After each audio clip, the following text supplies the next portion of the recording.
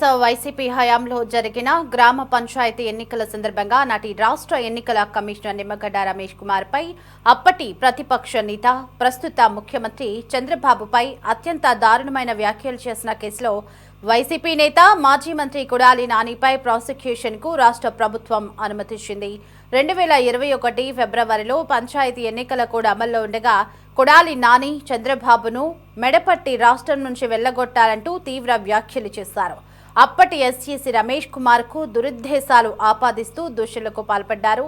ఈ వ్యాఖ్యలు ఎన్నికల ప్రవర్తన నియమావళి ఉల్లంఘనేనని, నానిపై చర్యలు తీసుకోవాలంటూ రాష్ట్ర ఎన్నికల సంఘం సంయుక్త కార్యదర్శి అప్పట్లో కృష్ణా జిల్లా ఎస్పీకి నివేదిక పంపారు. గుడివాడ పోలీసులు స్థానిక న్యాయస్థానం అనుమతి తీసుకుని 2021 ఫిబ్రవరి 16న కొడాలి నానిపై ఐపీసీలోని వివిధ సెక్షన్ల కింద కేసు నమోదు చేశారు. కేసు దర్యాప్తు పూర్తయింది.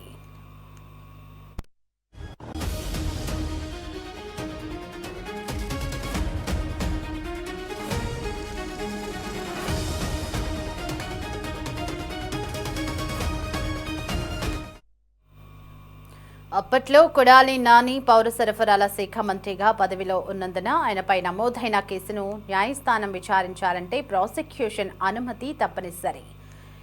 దీన్ని ప్రభుత్వం మంజూరు చేయకపోతే పోలీసులు అభియోగ పత్రం దాఖలు చేసిన కోర్టు ఆ కేసును విచారణకు స్వీకరించదు.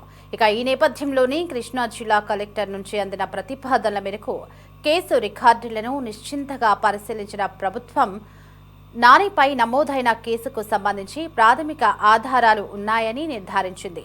న్యాయస్థానంలో విచారణ వేగవంతమయ్యేందుకు వీలుగా ప్రాసిక్యూషన్కు అనుమతిచ్చింది. ఈ మేరకు హోంశాఖ ముఖ్య కార్యదర్శి కుమార్ విశ్వజిత్ గురువారం ఉత్తర్వులు జారీ చేశారు. రైట్గా ఇదే అంశానికి సంబంధించి మరింత సమాచారం మా కరెస్పాండెంట్ రామకృష్ణ ఫోన్లో అందించడానికి మనకి అందుబాటులో ఉన్నారు. రామకృష్ణ, మాజీ మంత్రి వైసీపీ నేత కొడాలి నానిపై ప్రాసిక్యూషన్ కి ప్రభుత్వం అనుమతి ఇచ్చినట్లుగా తెలుస్తోంది. ఆ అప్డేట్స్ ఏంటి రామకృష్ణ? దేవి, వైసీపీ హయాంలో జరిగినటువంటి గ్రామ పంచాయతీ ఎన్నికల సందర్భంగా మాజీ మంత్రి వైసీపీ నేత కొడాలి నానిపై ప్రాసిక్యూషన్ కు రాష్ట్ర ప్రభుత్వం అనుమతించింది. ఆయన ఆ రోజు చేసినటువంటి వ్యాఖ్యల నేపథ్యంలో ప్రస్తుతం అయితే రాష్ట్ర ప్రభుత్వం ఈ నిర్ణయం తీసుకుంది. దీంతో 5 ఏళ్లుగా కొనసాగుతున్నటువంటి కేసు విచారణలో కీలక పరిణామం చోటు చేసుకుంది. 2021 ఫిబ్రవరిలో రాష్ట్రంలో పంచాయతీ ఎన్నికలు జరుగుతున్నటువంటి సమయంలో ఎన్నికల ప్రవర్తన నియమావళి ఆ రోజు అమల్లో.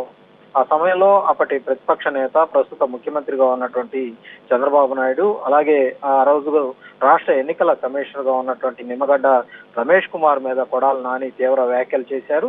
ముఖ్యంగా చంద్రబాబును రాష్ట్రం నుంచి మెడపట్టి వెళ్లగొట్టాలంటూ కూడా వ్యాఖ్యలు, అలాగే ఎన్నికల కమిషన్ పై చేసిన ఆరోపణలు పెద్ద ఎత్తున వివాదానికి దారితీస్తే ఈ వ్యాఖ్యలు ఎన్నికల ప్రవర్తన నియమావళిని ఉల్లంఘించాయని కూడా భావించిన రాష్ట్ర ఎన్నికల సంఘం అప్పట్లో కృష్ణా జిల్లా ఎస్పీకి నివేదిక పంపింది. ఆ తర్వాత గుడివాడ పోలీసులు స్థానిక కోర్టు అనుమతి తీసుకుని 2021 ఫిబ్రవరి 16న కొడాలి నానిపై వివిధ సెక్షన్ల కింద కేసు నమోదు చేశారు. కేసుకు సంబంధించినటువంటి దర్యాప్తును పూర్తి చేసి సంబంధిత ఆధారాలను కూడా సేకరించడం జరిగింది. అయితే అదే సమయంలో కొడాలి నాని రాష్ట్ర మంత్రివర్గంలో పౌర సరఫరాల శాఖ మంత్రిగా కొనసాగుతా ఉన్నారు. ప్రజాప్రతినిధుల మీద అధికారిక విధుల్లో ఉన్న సమయంలో నమోదైనటువంటి కొన్ని కేసుల్లో న్యాయస్థానం విచారణ చేపట్టాలంటే ప్రభుత్వ ప్రాసిక్యూషన్ అనుమతి తీసుకోవటం తప్పనిసరిగా.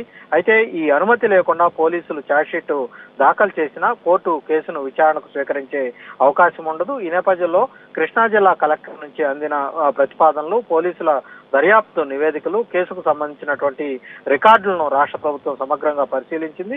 కేసులో ప్రాథమిక ఆధారాలు ఉన్నట్లు నిర్ధారణకు వచ్చినటువంటి ప్రభుత్వం న్యాయస్థానంలో విచారణ ముందుకు సాగేందుకు ప్రాసిక్యూషన్ కు అనుమతి మంజూరైతే చేయటం జరిగింది. ఈ మేరకు రాష్ట్ర హోంశాఖ ముఖ్య కార్యదర్శిగా ఉన్నటువంటి కుమార్ విశ్వజిత్ అధికారిక ఉత్తర్వులు కూడా జారీ చేశారు. ప్రభుత్వ నిర్ణయంతో ఇప్పుడు పోలీసులు దర్యాప్తు ప్రక్రియ, న్యాయపరమైనటువంటి ప్రక్రియలను వేగవంతంగా ముందుకు తీసుకెళ్లబోతా ఉన్నారు. కోర్టులో కేసు విచారణ ప్రారంభమయ్యే అవకాశం అయితే ప్రస్తుతం అయితే ఈ రాష్ట్ర ప్రభుత్వం తీసుకున్నటువంటి ఉత్తర్వులతోటి ఏర్పడిందనే చెప్పాలి.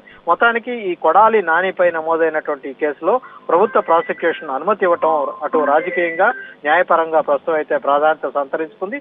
రాబోయే రోజుల్లో ఈ కేసు విచారణ ఎలా సాగబోతా ఉంది, కోర్టు ఎలాంటి నిర్ణయాలు తీసుకుంటుందనే దాని మీద సర్వత్రా కూడా రాజకీయ వర్గాల్లో ఆసక్తి నెలకొంది. Devi. Right Ramakrishna, thanks for the updates.